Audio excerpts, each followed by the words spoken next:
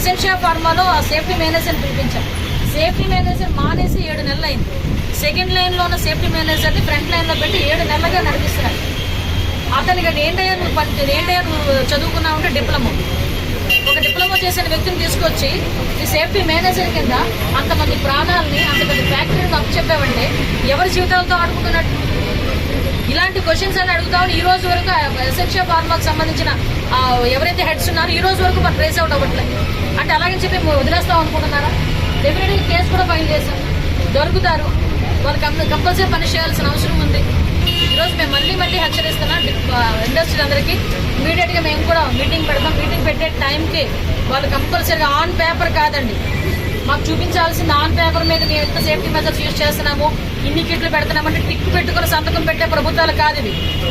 మేము మా కళ్ళతో చూస్తాం, ఒక కమిటీ వేసుకుంటాం. ఇమీడియట్గా వాళ్ళ మీద అన్ని సేఫ్టీ మెజర్స్ ఉన్నాయో లేదని చూసుకొని అప్పుడు వాళ్ళకి మళ్ళీ తిరిగి వాళ్ళ ప్రొడక్షన్కి కానీ దేనికైనా కూడా పర్మిషన్ ఇచ్చే పరిస్థితి ఉంటుంది. దయచేసి ఈ విషయంలో మీరందరూ కూడా గమనించండి.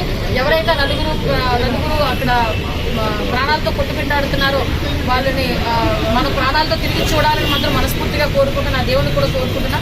ఇలాంటి సంఘటనలు పునరావృతం కాకుండా చూసుకోవాల్సిన బాధ్యత యాజమాన్యాన్ని, ప్రభుత్వాన్ని కూడా ఉంటుందని చెప్పి తెలియజేసుకుంటున్నాను. సబ్స్క్రైబ్ చేయండి. Please do subscribe to. Please like, share and subscribe to top Telugu TV. Top Telugu TV. Top Telugu TV.